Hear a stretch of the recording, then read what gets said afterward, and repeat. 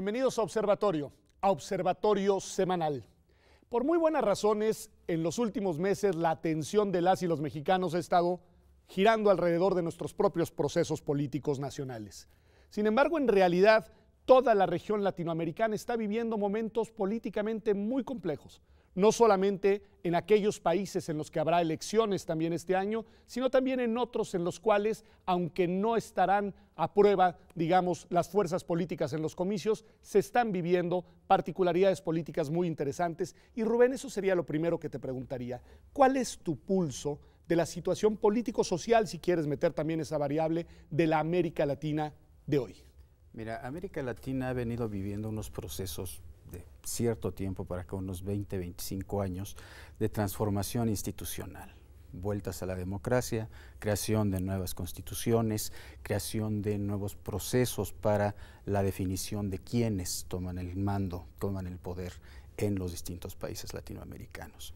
Esto, por supuesto, generó en un principio muchas expectativas y después nos ha traído a una situación en la que nos vemos un poco problematizando. De muchas frustraciones. Podemos decir de frustraciones, podemos decir optimistamente, cuando menos preocupándonos, preguntándonos qué pasó. Realmente teníamos muchas expectativas y estas parecen no estarse cumpliendo. Lo primero que yo tendría que decir es que América Latina vive en su enésima encrucijada en términos de construcción de modelos sociales y modelos políticos para poder encaminar la vida pública. Creo que eso es un hecho verdaderamente incontrastable, ¿no? Tuvimos un socialismo del siglo XXI, ese parece que ya no está. Tuvimos un neoliberalismo en algunos países más marcado que en otros. Parece ser que está entrando en una etapa distinta. Lo que no se ha podido resolver es fundamentalmente el tema de la gran fragmentación de nuestras sociedades. Podríamos decir división, pero podríamos también hablar de una fragmentación, distintos ámbitos sociales que conviven, pero que se necesitan el uno al otro, pero que en un momento determinado tienen modelos de país, modelos de sociedad distintos. Eso es muy interesante. Y entonces esto es lo que se refleja en estos procesos. Okay. ¿Por qué? Porque por una parte, distintos ámbitos sociales, distintos ámbitos sociopolíticos tratan de expresarse y por otra parte siempre se genera una enorme insatisfacción de qué es lo que está sucediendo. Siempre alguien queda inconforme desde la perspectiva suya de lo que debería de haber sucedido. Exactamente. Flavia, tu opinión, así igual, para una entrada general al tema, porque hablar de América Latina es muy importante, no solo porque es nuestro contexto, es nuestro continente, sino porque también mucho de lo que sucede en la región, pues también campanea en México.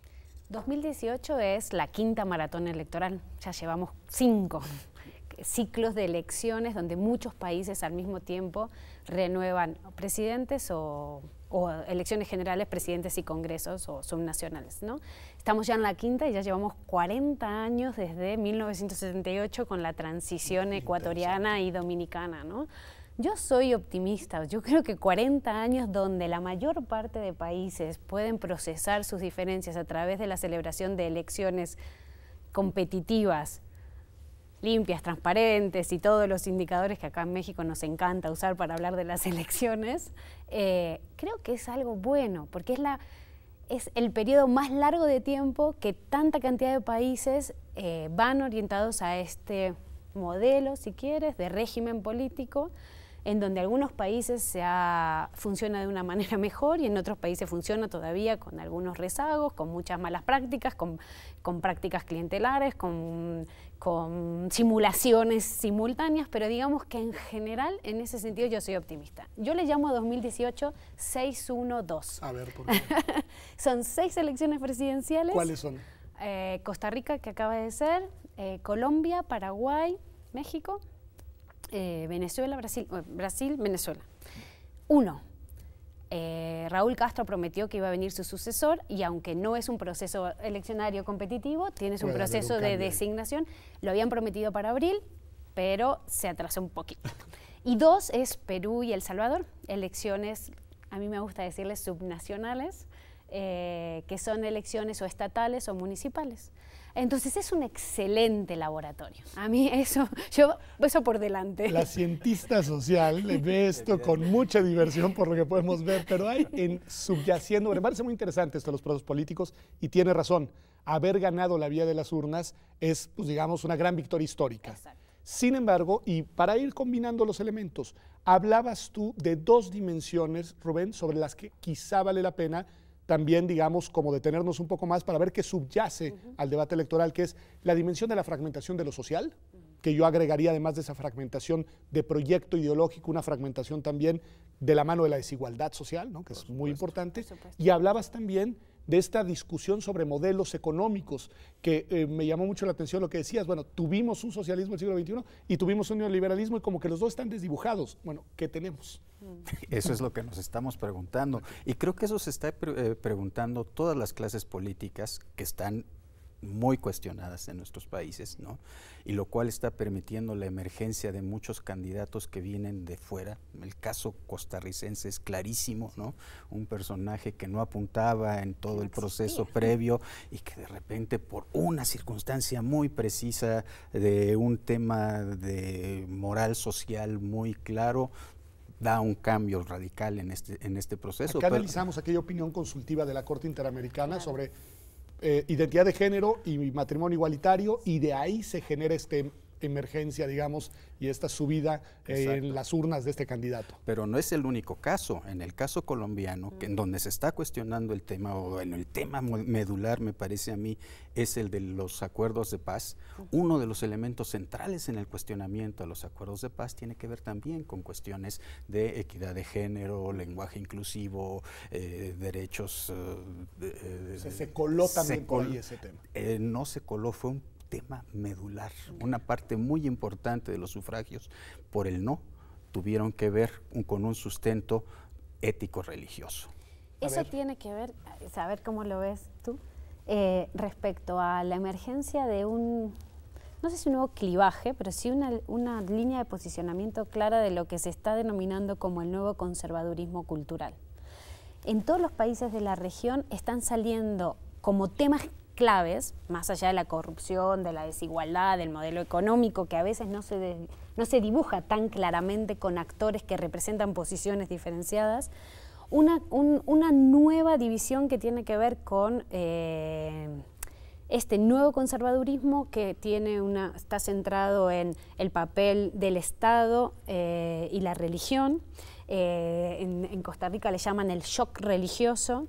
El posicionamiento respecto al matrimonios igualitarios, a cómo es la familia, y eso salió en Costa Rica con la decisión de la Corte y el posicionamiento en medio de la campaña, en un país como Costa Rica, que ha sido... Es un país liberal, abierto, moderno. No, se ve que no tanto. Yo lo creía, pero ahora estoy asustado. Pero ahora miras y dices, esto no estaba tan desdibujado. Y hay esos nuevos valores, esos valores no son nuevos, esos valores sociales conservadores mezclan todo posiblemente, porque juntan del otro lado a todo lo que tenga que ver con la Carta de Derechos Humanos del 48, es decir, todo lo que tenga que ver con democracia e igualdad, ellos reaccionan a eso y lo desdibujan bajo feminismos, o sea, contrarios a feminismos, ideología de género y tal. Entonces, esto que es cultural y social se está traduciendo, por eso un clivaje político, una división política, en movimientos sociales que tienen incidencia política. Hasta ahora, estas iglesias evangélicas o cristianas y demás tenían un papel importante, pero no se traducía políticamente. Ahora ya tienes partidos políticos con registro que están compitiendo, defendiendo estos valores en muchos países de la región. Yo sé que es un tema que te interesa muchísimo. ¿Cómo lo explicas, Rubén? Mira, efectivamente son valores que ahí han estado siempre, pero que ahora han cobrado un protagonismo impresionante. Se han politizado, pero exacto, lo más importante atrás de esa politización es que esos valores están captando a enormes cantidades de votantes. Y eso me parece a mí lo más impresionante de todo. ¿Y cómo lo ves? ¿No ves como una capacidad de poner en agenda temas? porque una cosa que hablamos de las crisis de representación era la dificultad de los actores sociales de poner los temas que les representan en la agenda política. Y ellos tienen mucha capacidad de agenda. Sí, pero a mí me parece que el punto fundamental aquí ha sido su crecimiento en términos numéricos. Los núcleos del conservadurismo evangélico, vamos a decirlo así, han crecido de una manera verdaderamente impresionante. Hace 20 años los científicos sociales no se imaginaban que esto pudiera suceder. Hablaban de la amenaza del protestantismo, este antropólogo norteamericano, estaba hablando de poblaciones en donde había el 1, el 2, el 3% de gente que se adscribía a esta identidad religiosa, ¿no? Ahora estamos hablando de países en donde hay el 25, el 30, en el Brasil hay 40 millones de ellos y tienen un peso muy importante y están reclamando una presencia dentro de la sociedad que, entre otras facetas, tiene esta, que es la político-electoral. Pues me parece interesantísimo. Y tienen una capacidad de movilización que los otros grupos porque no tienen. además movilizan desde una dimensión que moviliza de otra manera a las personas. Claro, perdón, nada más para un elemento más. No son nada más ellos, también ha habido un reposicionamiento del catolicismo militante en este sentido. Sí. Volvemos al caso colombiano.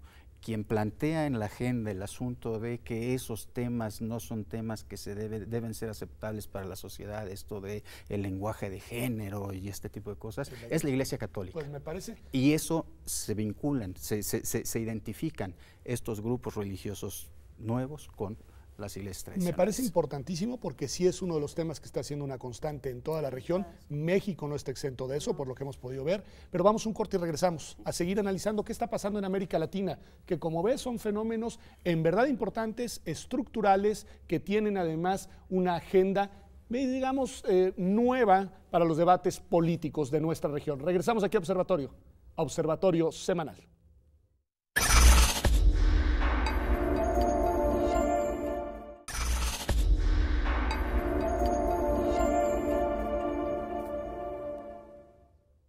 Pues ya estamos de vuelta aquí en Observatorio Semanal, le estamos dando un vistazo a la situación política y social de América Latina, un esfuerzo que no es tan fácil de lograr en un programa de televisión, pero que creo que vamos haciendo muy bien, identificando, digamos que si bien hay una institucionalidad política democrática que se ha consolidado en los últimos 40 años, también hay unas fragmentaciones y tensiones sociales muy fuertes en la región, algunas de ellas cruzadas por agendas ideológicas muy marcadas y ahora con un surgimiento, un fortalecimiento, un reemergimiento de discursos de carácter religioso en un nuevo conservadurismo que está, digamos, entrando en conflicto con la agenda de los derechos humanos y sobre todo con la agenda del reconocimiento de las diversidades en plural. Y eso decíamos que vale un poco para toda la región y por ahí repasamos una de las elecciones que ya fue Costa Rica.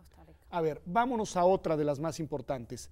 Colombia, de lo que ya habla un poco Rubén. Bueno, en Colombia lo que ahora está en juego en esta elección es la joya de la corona, ¿no? O sea, se celebraron unos acuerdos de paz después de un proceso de negociación muy complejo, muy complicado. Esos acuerdos de paz suponen algunas medidas muy interesantes, no solo en términos institucionales, ¿no? En términos de la reelección o en términos de la integración de las cámaras y demás, sino que, por ejemplo, incluyeron asientos reservados para los miembros de las fuerzas. Que fue uno de los temas más polémicos. Uno de los temas más polémicos, ¿no? Entonces, yo creo que estamos... ayer leía una entrevista a Sergio Fajardo, uno de los candidatos presidenciales, el que fue alcalde de Medellín. Decir, a ver, candidaturas, sí, ¿cómo Sergio ves? Fajardo es el que revolucionó Medellín, ¿no? Transformó Medellín de ser la ciudad de Pablo Escobar a ser una de las ciudades más pujantes de la región. Y Sergio, yo le respeto mucho a él intelectualmente, es un matemático muy interesante. Y él no va a apuntar en las encuestas, pero está... Pues, falta un poquito todavía, pero digamos, porque es en mayo, pero digamos que está ahí. ¿Quién sería el puntero hoy? Están, bueno, si creemos en las encuestas, sí. todo puede cambiar, así que nadie tome esto como palabra santa, pero está entre Petro, que era un ex regidor de Bogotá, de izquierda, y él, y Sergio. Pero, digamos, lo interesante que decía Sergio en esta entrevista que le hicieron aquí cuando vino a dar clases aquí al ITAM, es dos cosas, y yo creo que de cara a México nos podría ayudar. Tenemos que aprender a que ser diferente no nos hace enemigos. Y en Colombia esto es lo que estamos intentando hacer.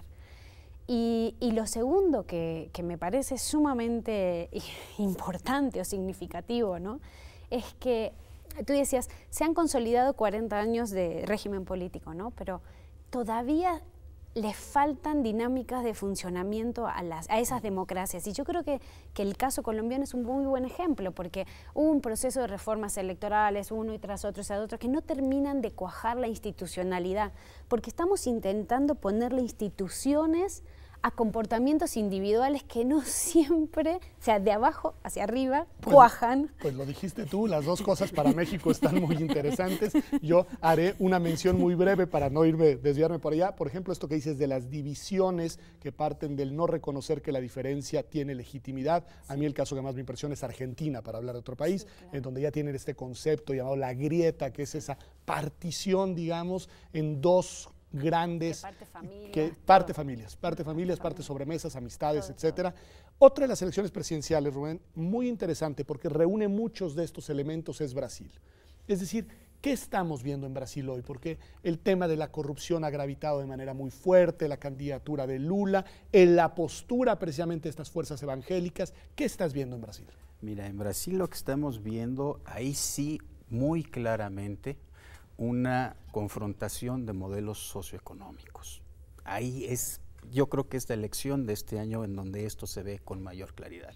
Lula representando un elemento muy importante, no sé si de izquierda, a lo mejor lo pondremos entre comillas progresista, con una política que tiene muchos elementos para intentar rescatar ciertos elementos de los sectores sociales más desprotegidos, darles ciertos elementos, instrumentos para que puedan, en primer lugar, sobrevivir y después de sobrevivir, irse construyendo un cierto espacio social dentro de su sociedad. Recordemos que el Brasil es uno de los países con terribles divisiones en términos de la distribución del ingreso, ¿no? Una desigualdad verdaderamente lacerante, ¿no?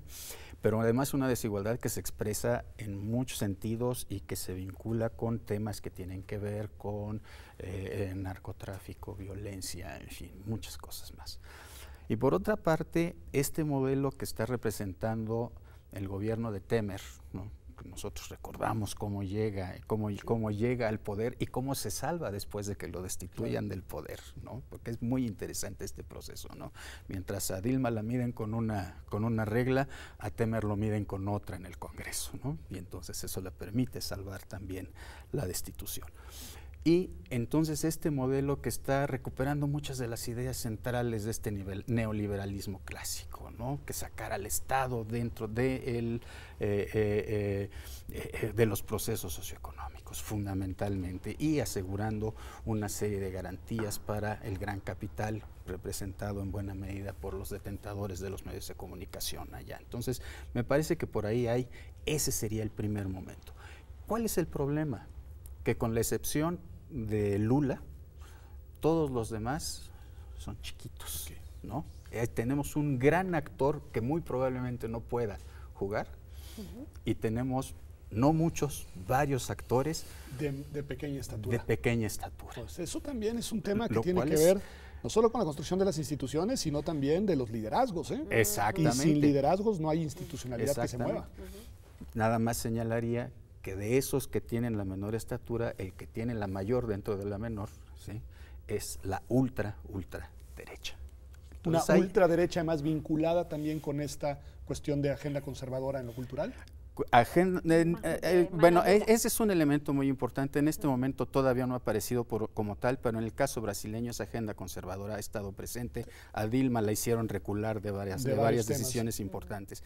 A mí me parece que lo más llamativo en este sentido es que esta ultraderecha está un poco recordando y tratando de traer a la actualidad la dictadura. Uf, terrible ese escenario. Todavía minoritario, ¿no? Pero, digamos, con posibilidades de juego. Tiene un discurso muy fuerte de mano dura, ¿no? Como había en El Salvador y antes. Paraguay. Wow. Pobre Paraguay. Paraguay es un caso súper interesante porque es uno de los casos de éxito económico de las últimas décadas, ¿no? Cosa que... Es impresionante, o sea, cuando todos los demás crecían a 3, 4, los paraguayos crecían a 14 puntos por yo decía, pero ¿y dónde están? El tema es que no distribuyen y no entienden, ¿no? Entonces ahí, bueno, es el histórico partido, ¿no?, de siempre, que siempre digita en la política, y hay como un reacomodo de las fuerzas de izquierda, detrás de Gana, de una fuerza, de los seguidores de Lugo, digamos, sí, que están intentando, a mí yo conozco a Efraín, al que posiblemente es candidato de esta fuerza izquierda, es muy interesante, muy serio, pero no despega. Pero no tiene la fuerza política para disputar. Pero Paraguay tiene todas las deudas pendientes en términos de inclusión, de igualdad.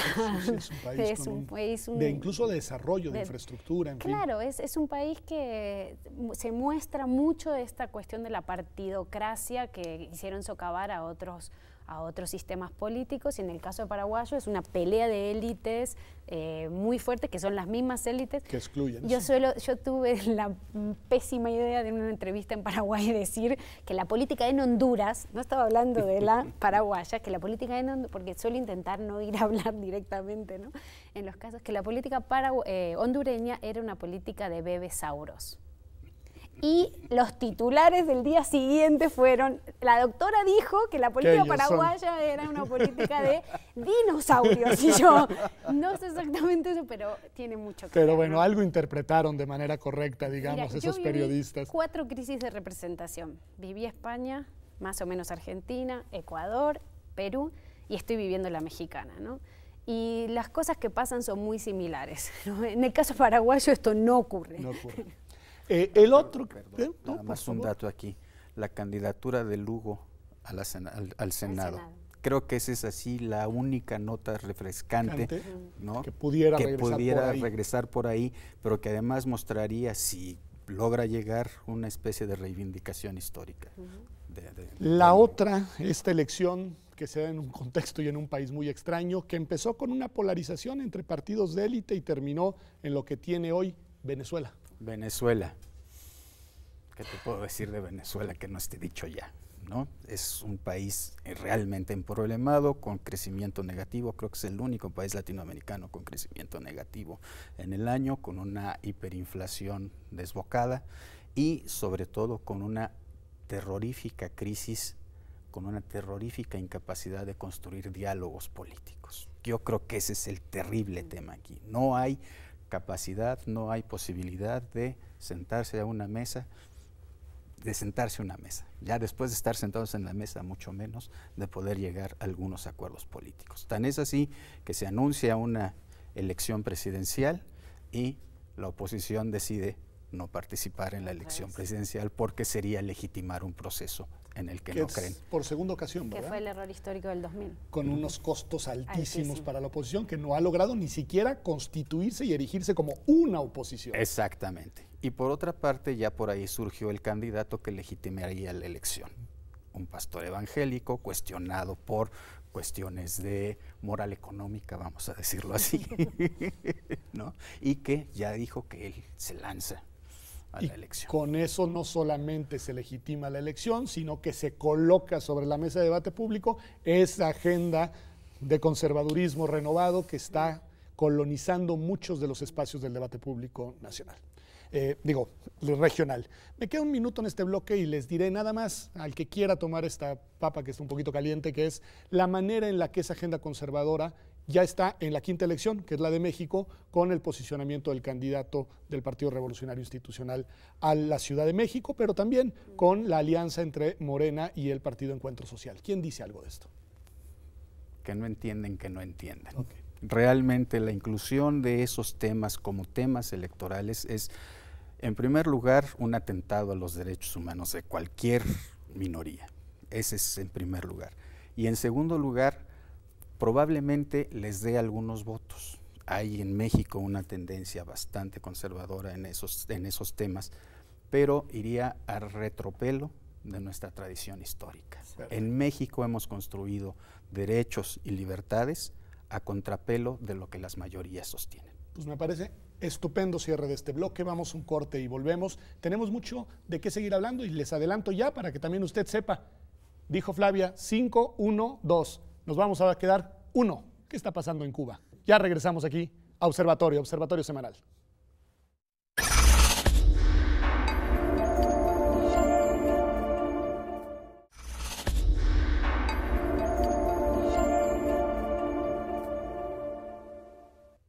Estamos de vuelta aquí en Observatorio Semanal. Hemos hecho un buen repaso de cómo está el mapa político en la región latinoamericana, pensando sobre todo en los 5 países, incluyendo México, que tendrá elección presidencial, pero nos quedaba un país ahí muy importante del que se anuncia un cambio político, que es un cambio político que trasciende, digamos, a lo local porque tiene un valor simbólico enorme, y es el caso de Cuba. ¿Qué podemos decir de Cuba? Habida cuenta, y hay que advertirlo, de que es un país que tiene complejidades y particularidades muy difíciles de leer desde fuera. Pero Rubén. Creo que no podemos decir mucho. Se anuncia que va a haber ese cambio, no tenemos ninguna luces sobre hacia dónde pueda ir, no tenemos ninguna idea real de quién pueda llegar a ocupar el espacio ocupado por el apellido Castro durante muchos años, ¿no? No lo tenemos. En buena medida porque el proceso es un proceso radicalmente distinto al de las elecciones abiertas que tenemos en prácticamente todo el continente, ¿no? ¿Qué quiere decir esto? Primero, que elige una Asamblea Nacional, la Asamblea Nacional elige a un consejo y luego a partir de ahí viene la nominación del presidente, ¿no? ¿Qué es lo que esto puede significar? Nadie lo puede anticipar. ¿Alguien podía anticipar que en el Ecuador Moreno iba a hacer lo que hizo en relación con su antecesor? Nadie lo pudo haber imaginado. Puede haber una continuidad todavía. Muy ordenada. O puede haber una transformación radical. No lo sabemos. No sé tú, Flavia, ¿qué opinarías? De Cuba, bueno, es la gran incógnita, ¿no? Yo creo que, como comentábamos, depende mucho de su relación con Estados Unidos y del cambio de política exterior en Estados Unidos. Ellos habían anunciado... Que sí impactó, ¿no? Yo creo que sí. La agenda Obama frente a la agenda Trump cambió las la relación internas. Y echó para atrás, ¿no? Ellos habían anunciado que ahora en abril del 18 iban a generar un proceso de transición y de cambio y de renovación del liderazgo. La oposición comenzó a organizarse. El otro 18, que es como una plataforma que articula mucha gente, se ha movido bastante, sobre todo con gente de afuera que está en la diáspora y gente de adentro. Para mi juicio, mucho más ingenuos y mucho más ilusionados. Ingenuidad en Cuba, no lo creo, ¿sí? Sí. Porque digo, es un país en el que... Creían que iban a hacer la reforma, okay. O sea, no les iban a dar espacio a discutir el nuevo sistema electoral, o sea, no, eso es ingenuidad, ¿no? Pero eso se ha congelado también, entonces la verdad que es una gran incógnita, y también en el tema de Cuba siempre hay que ser muy cuidadoso porque es un tema de mucha polarización y uno no tiene todo el acceso a la información que a uno le gustaría para hacer juicios razonables, ¿no? Y lo que decíamos, el peso simbólico, histórico que sigue teniendo Cuba en, digamos, el devenir latinoamericano, no se puede perder. Y con el socialismo del siglo XXI, más que un peso simbólico, fue un peso político importante. Muchas de las estrategias internas de los países se diseñaron desde Cuba, ¿no? Entonces, sí, Cuba es un eje clave en la política exterior de América Latina. Un país que por ahí sigue fragmentado y complicado, nada más para terminar, digamos, los que han tenido elecciones recientes, porque pues estos procesos de renovación presidencial han sido muy complicados, es el caso de Honduras. No ha salido de su crisis política, ¿verdad? Que yo sepa, no. No.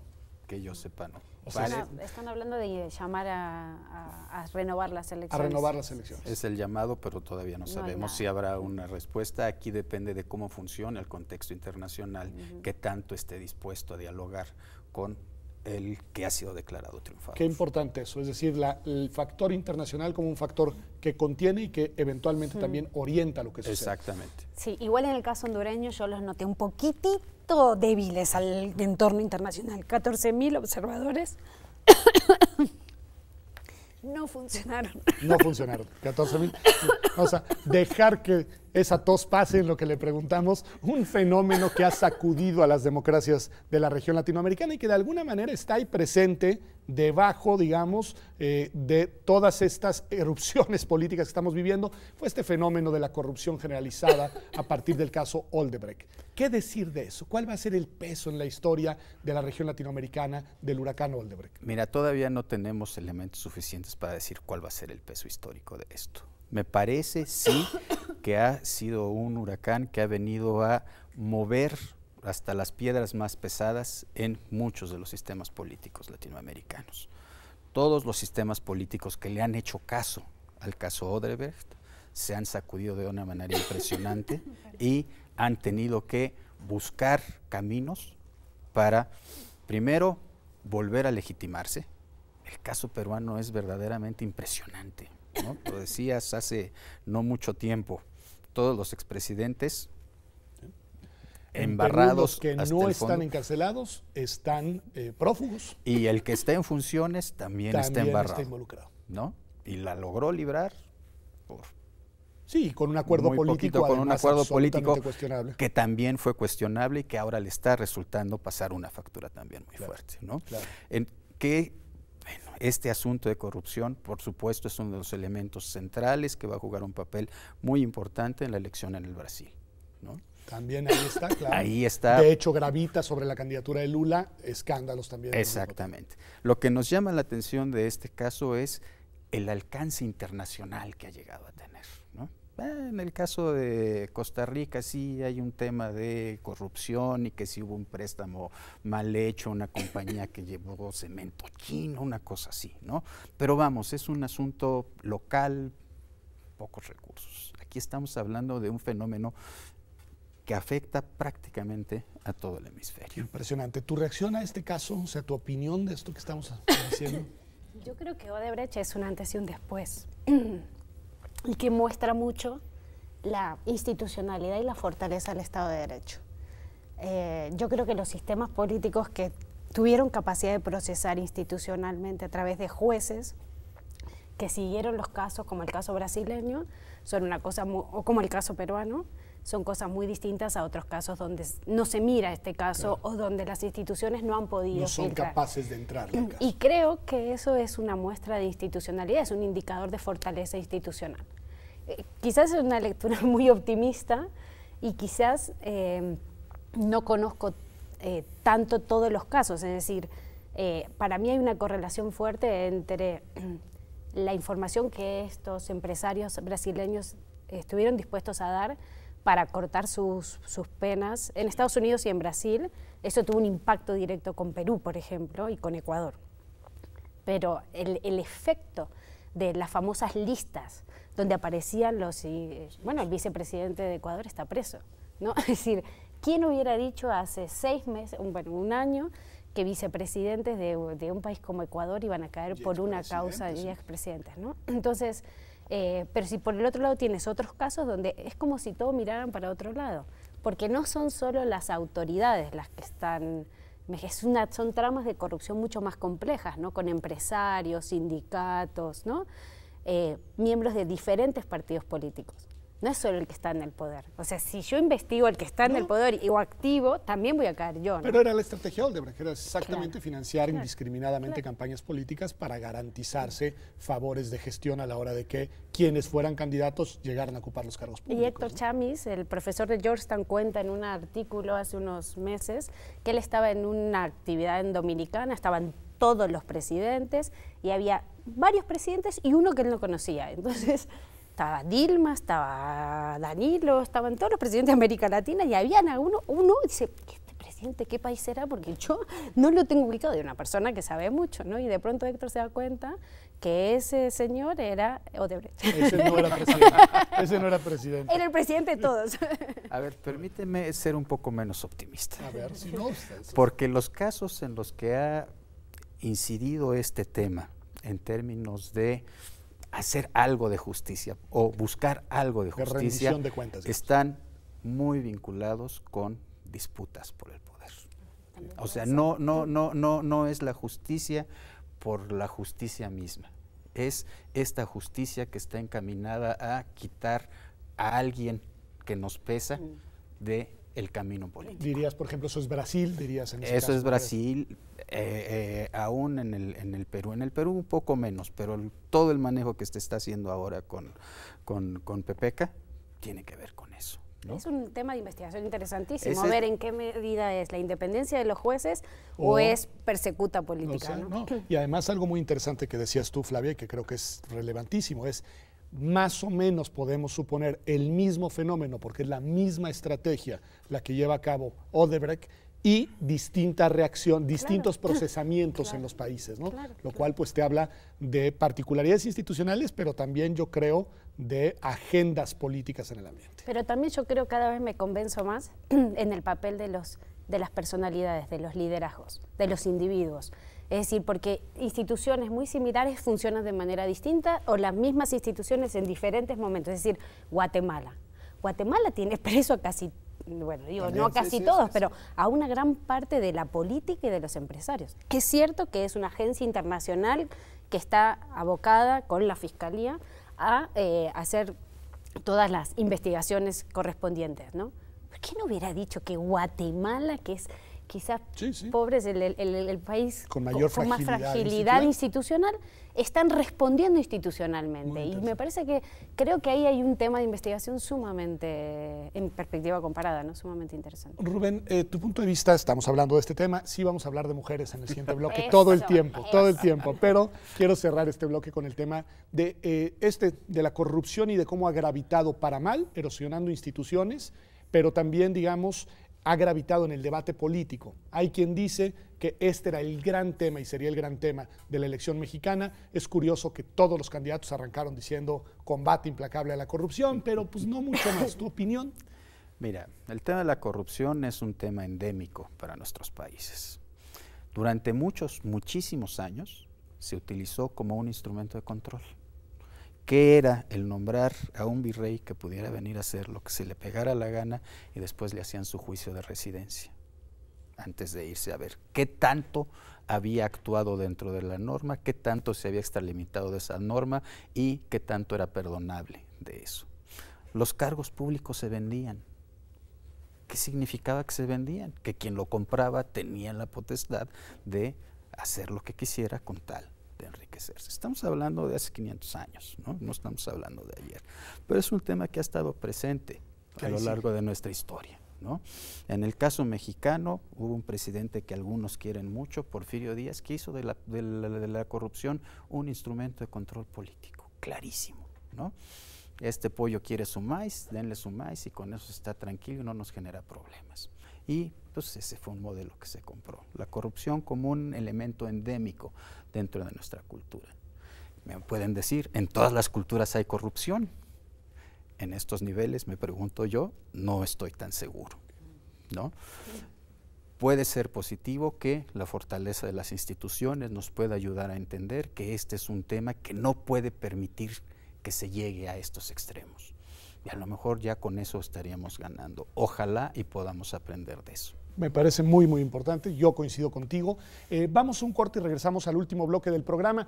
Si no gana Margarita Zavala la presidencia de México, no habrán mujeres presidentas en América Latina. Y eso es lo primero que le voy a preguntar a Flavia Freidenberg y a Rubén Ruiz ahora que regresemos a Observatorio Semanal.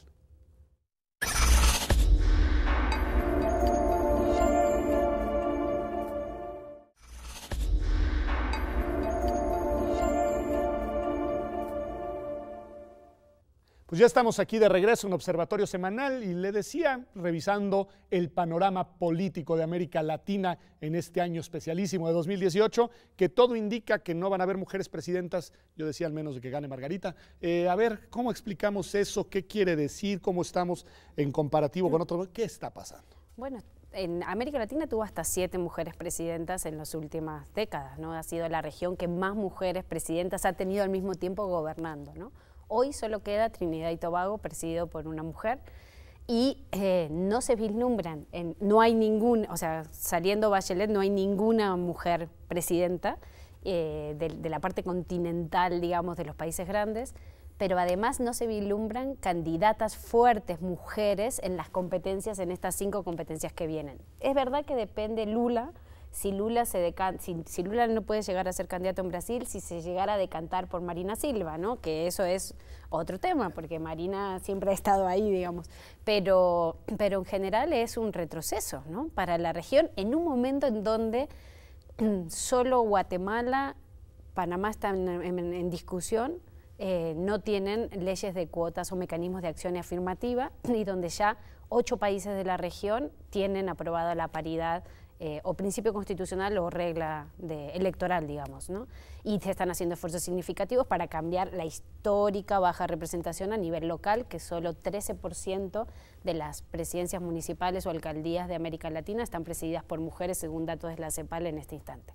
Entonces es como una tensión interesante, ¿no? Por un lado estamos avanzando en derechos a pesar del conservadurismo moral que está fluyendo por todos lados.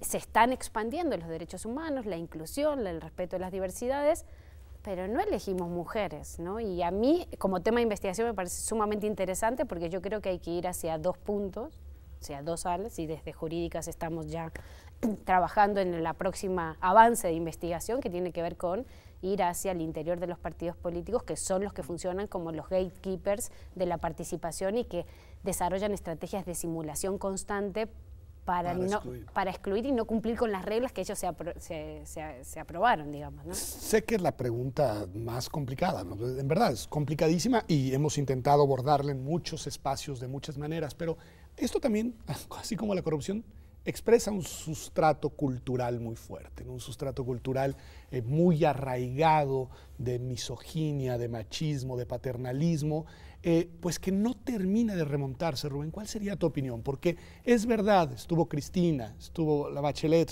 pero desaparecen, digamos, esas personalidades, esos personajes fuertes, y no hay cuadros femeninos que estén listos, digamos, o ahora dirás sí o sí no, pero a ver tú. Mira, ese no es un fenómeno nada más latinoamericano. Al contrario, de alguna manera América Latina ha sido vanguardia en este sentido, ya lo dijo Flavia, ¿no? Eso me parece a mí un hecho innegable. A mí sí me parece, sin embargo, que en esta búsqueda de ciertos valores que den cierta constancia, cierta estabilidad, ha resurgido el machismo como un elemento importante, y tenemos a nuestros vecinos del norte para probarlo, ¿no? O sea, nadie se puede explicar la elección de Trump sin meter el elemento del machismo, ¿no? Tanto del machismo de su discurso como del machismo anti la contrincante, ¿no? Me parece que por ahí hay un elemento que es importante. Me resulta significativo para el caso latinoamericano que ya pasaron nuestros momentos de euforia democratófila, ¿no? De nuestra euforia con las instituciones y las elecciones, y entonces regresamos a buscar el discurso machista, ¿no? Ese a mí me parece que es un elemento que es muy importante, ¿no? Independientemente de que ciertamente, y por eso es indispensable que las mujeres vayan tomando más posiciones de decisión, sus agendas y sus mecanismos para establecer sus agendas son distintos, ¿no? Pensemos en el caso brasileño. Evidentemente Dilma gobernó de una manera muy distinta a Lula. Paradójicamente Lula es el que es visto como el gran gobernante. Exactamente. Y en el caso de Marina Silva, que también es un caso bien interesante y que habría que estudiar, y regresaríamos a los valores evangélicos en el poder. Hiciste una mueca cuando dije no se han generado esos cuadros, no, para eso televisión es imposible. ¿Y por qué? Es decir, porque no todos esos liderazgos supusieron un avance en los derechos de la agenda de género, ¿no? Okay. Y eso yo creo que es una confusión bastante interesante, y yo sobre todo ahora viviendo en México me encanta plantear esto cuando salgo a los foros fuera de México, ¿no? Porque México tiene un montón de estereotipos del charro, del macho, no sé qué, y los hombres más comprometidos con la agenda de género que yo he conocido y que además han sido básicos en mi formación han sido mexicanos. Y es todo un grupo de gente con el que convivo yo cotidianamente, que no me dejan quedarme atrás. Es decir, cuando yo empiezo un poquito más para Flavia, venga, vamos, avanza. Ellos están impulsando esa agenda. Entonces, yo creo que hacemos un mal análisis si pensamos que por tener mujeres presidentas, solo por eso avanza la agenda y si son solo hombres retrocede la agenda, es decir, creo que el elemento simbólico de tener mujeres es mucho mejor, aunque esas mujeres no representen la lucha de los derechos de las mujeres, digamos, ¿no? Yo conozco y viajo bastante a nivel local y municipal, un montón de presidentas municipales, de diputadas, de candidatas, de líderes, que no tienen la agenda de género. Entonces, yo creo que como desafío es, bueno, tomar atención, señor y señora, los dos pueden ser feministas, los dos pueden tener una agenda de género, no es una tarea solo de las chicas, es una tarea de todos y tenemos que ir a las escuelas. Yo comparto contigo esta idea de intentábamos hacer reformas desde arriba para mejorar el acceso, nos olvidamos del ejercicio, de cómo hacemos el poder. Y intentábamos crear normas que en realidad encapsulan valores que están súper dentro del ser de mucha gente y que parten de la escuela. Entonces yo empezaría un programa de televisión que dijera cómo educar hijos feministas, ¿no? Entonces vamos a ver cómo hacemos hijos feministas. Ya tenemos otra línea.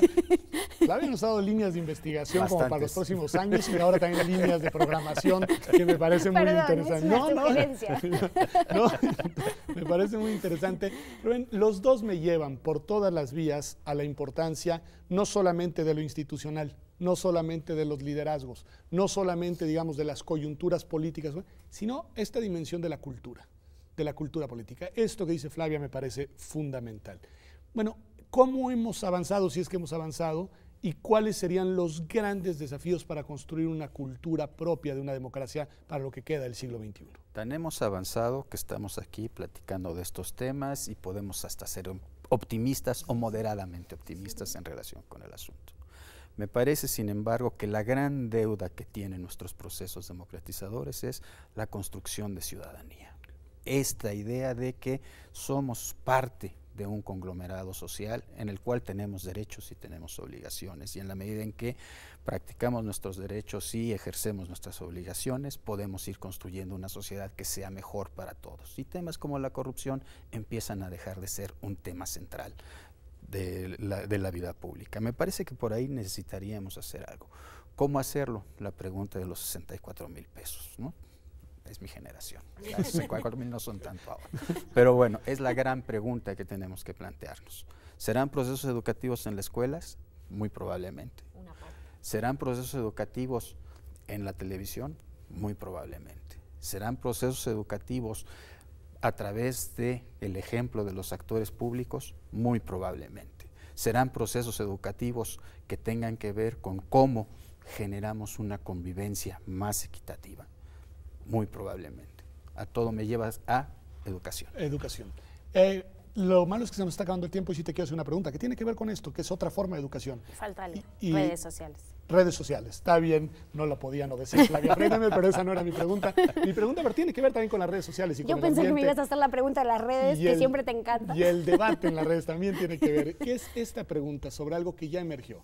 Que yo lo mencionaba con la grieta argentina, que tú lo decías haciendo alusión a la candidatura colombiana, es decir, la necesidad de aprender a deliberar, a discutir sin que eso suponga una ruptura, entender que el que piensa distinto no es un degenerado y no está totalmente equivocado. ¿Qué decir de eso para cerrar el programa, Flavia? Ha sido mi aprendizaje de estos últimos 3 años, de mi máster mexicano así es que qué difícil aceptar a los que piensan distintos, ¿no? Y tiene que ver con la construcción de ciudadanía. Yo creo que llegamos a la democracia sin demócratas. Cada día me convenzo más y creo que es un esfuerzo titánico, pero tiene que ver con todos estos agentes que mencionaba Rubén y también creo que tiene que ver con esto del ejemplo, ¿no? Entonces, yo creo que tenemos un déficit de tolerancia. Okay. Y además en algunos países somos mucho más sensibles a los otros y entonces no aprendemos que un no significa que eres su enemigo. La amistad. Sí, es simplemente que no se puede, no estoy de acuerdo, no creo.